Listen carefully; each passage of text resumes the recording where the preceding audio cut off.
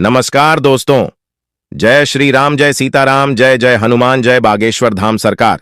दोस्तों, क्या आप अपने विवाह के लिए कन्या ढूंढ रहे हैं या फिर आपके परिवार में कोई शादी लायक हो चुका है और उसके लिए लड़की ढूंढ रहे हैं, लेकिन इस असमंजस में हैं कि आखिर कैसी लड़की से अपने बेटे का विवाह कराया जाए कि उसकी किस्मत बिल्कुल चमक जाए।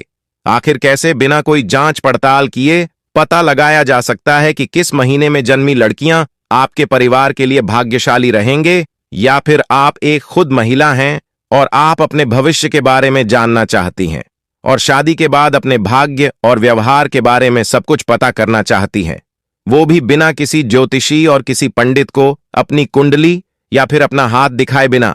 दोस्तों, इसका समाधान हमारे बागेश्वर धाम सरकार पंडित धीरेन्द्र कृष्ण शास्त्री जी ने बहुत ही आसान तरीके से बताया हुआ है। दोस्तों, गुरुजी ने कहा है कि केवल जन्म के महीने से यह पता लगाया जा सकता है कि आप भाग्यशाली हैं या फिर नहीं। तो अगर आप भी खुद के या फिर किसी और महिला के भाग्य के बारे में पता करना चाहते हैं तो यह वीडियो आपको पूरी जरूर देखनी चाहिए।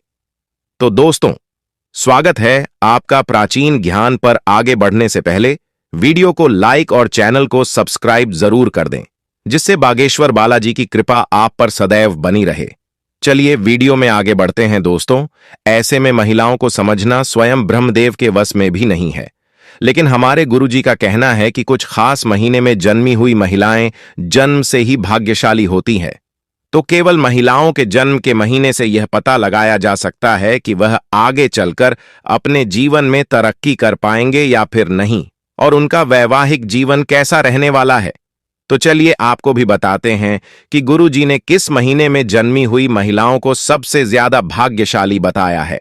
तो दोस्तों, अगर शास्त्र के हिसाब से बात की जाए तो हिंदू पंचांग का सबसे पहला महीना चैत्र का महीना होता है। चैत्र महीने की शुक्ल प्रतिपदा से ही ब्रह्मा जी ने सृष्टि के निर्माण की प्रक्रिया को शुरू किया था, और वहीं सतयुग का आरंभ भी चैत्र के महीने से ही माना जाता है।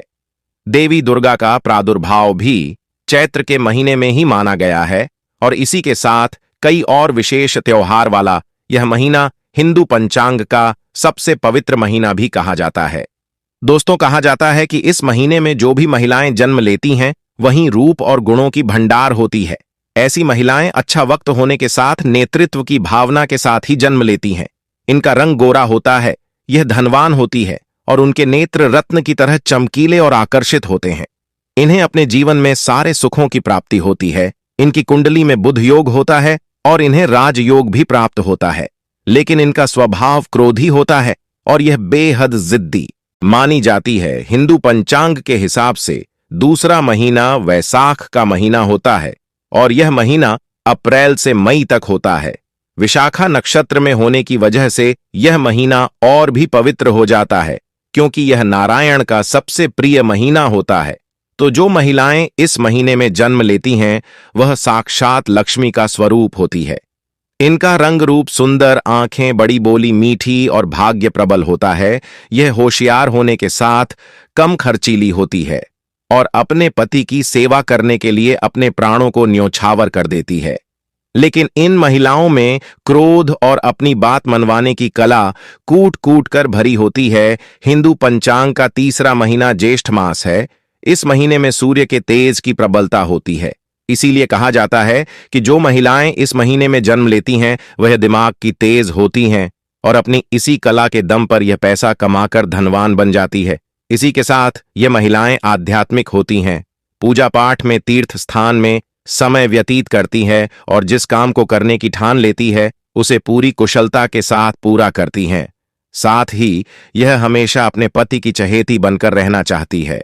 दोस्तों, हिंदू पंचांग के अनुसार आषाढ़ मास साल का चौथा महीना है और इसी महीने से गर्मी खत्म होने के साथ वर्षा ऋतु का प्रारंभ होता है। कहा जाता है कि जो महिलाएं आषाढ़ के महीने में जन्म लेती हैं, इन महिलाओं को संतान प्राप्ति योग होते हैं और इनके पास पैसे की भले ही कमी रहती हो, लेकिन इन्हें संसार के सभी सुखों की प्राप्ति होती है। साथ ही इनके पति भी इन्हें बेहद प्रेम करने वाले होते हैं। हिंदू पंचांग का अगला महीना श्रावण मास होता है, जो कि महादेव का प्रिय महीना होता है, और इस महीने में जो महिलाएं जन्म लेती हैं वह आध्यात्म की तरफ झुकी हुई भक्तिभाव और पूजा पाठ करने वाली महिलाएं होती हैं। यह महिलाएं शारीरिक रूप से स्वस्थ होने के साथ मानसिक रूप से भी पवित्र होती हैं। यह महिलाएं मन की साख, शारीरिक रूप से हष्टपुष्ट, सुंदर और सदाचारी होती हैं और इन्हें जीवन में सभी सुखों की प्राप्ति आसानी से हो जाती है। हिंदू पंचांग के छठे महीने को भाद्रपद मास कहा जाता है। इस महीने में कई सारे त्योहार जैसे हरितालिका, तीज, गणेश चतुर्थी, जन्माष्टमी, अनंत चौदस जैसे खास त्योहार होते हैं और इस महीने में जन्मी महिलाएं भाग्य की प्रबल होती हैं। इन्हें अपने जीवन में धन और पुत्र की प्राप्ति हो जाती है। साथ ही यह महिलाएं समझदार और सदाचारी होती हैं। ये सोच समझकर काम करती हैं और घर से लेकर बाहर तक सभी जिम्मेदारियां आसानी से निभा लेती है। साथ ही यह मीठा बोलने वाली और खुशमिजाज स्वभाव की होती है। इसी के साथ हिंदू पंचांग का 7वां महीना आश्विन मास कहा जाता है और इस महीने में पितरों की पूजा की जाती है। यह महीना माता दुर्गा को भी समर्पित होता है और इस महीने में जो भी महिलाएं जन्म लेती हैं वह बेहद ही धनवान और सुखी रहने वाली होती है। यह सुंदर होने के साथ अपने कार्य को कुशल रूप से करती है, संतान प्राप्त करने वाली होती हैं और अपने काम में ही खुश रहने वाली होती है। दोस्तों, हिंदू पंचांग का 8वां महीना कार्तिक महीना होता है, जिसे दामोदर मास भी कहा जाता है और यह महीना नारायण को समर्पित होता है। बताया जाता है कि इस महीने में जो महिलाएं जन्म लेती हैं उनका स्वभाव कुटिल होता है, अपना मतलब सीधा करने के लिए जानी जाती हैं। इनका स्वभाव गुस्से वाला और इनका कद छोटा होता है। इन्हें धन और सुख की प्राप्ति होती है, लेकिन यह मन से कुटिल और क्रूर होती है, यानी इन्हें दूसरों पर दया बिल्कुल भी नहीं आती। दोस्तों, हिंदू पंचांग का अगला महीना मार्गशीर्ष मास यानी अगहन कहा जाता है। इस महीने में जन्म लेने वाली महिलाएं दया, दान, धर्म और सदाचारी कार्य करने वाली होती है। यह दिखने में सुंदर और मृदुभाषी होती है, कोमलता से अपने परिवार की सारी जिम्मेदारियां उठाती हैं और हर एक क्षेत्र में अपने आप को सफल प्रदर्शित भी करती है। उसको हिंदू पंचांग का 10वां महीना पौष मास कहा जाता है। इस महीने में सूर्य की उपासना करनी चाहिए। बताया जाता है कि जो महिला इस महीने में जन्म लेती है वह पुरुषों के स्वभाव वाली होती है। यह कद काठी में और व्यवहार में बिल्कुल पुरुषों की तरह होती है और पुरुषों की तरह ही इन्हें काम करने की कला भी होती है। ये महिलाएं अपने पति से विमुख रहती हैं, घमंडी होती है और समाज में गर्व से रहना चाहती हैं। ये बात बात पर गुस्सा करने वाली होती है और लोगों के बीच में अपना उल्लू सीधा करना ये महिलाएं अच्छे से जानती हैं। साल का 11वां महीना माघ मास कहा जाता है। इस महीने में जो महिलाएं जन्म लेती हैं वह न केवल सौभाग्यशाली होती है बल्कि उन्हें धन की भी प्राप्ति भरपूर रूप से होती है। इन्हें संतान सुख मिलता है और साथ ही यह बुद्धिमानी की खान होती है। यह सत्य बोलने वाली होती हैं और अपनी बोली से कभी कभी यह दूसरों का दिल भी दुखा देती हैं। हिंदू पंचांग का आखिरी महीना फागुन मास बताया जाता है। यह महीना चंद्रदेव को समर्पित किया जाता है। तो इस महीने में जो महिलाएं जन्म लेती हैं वहीं सर्वगुण संपन्न मानी जाती है। यह न केवल ऐश्वर्यशाली होती हैं बल्कि इनकी कुंडली में राजयोग का विधान बना हुआ होता है।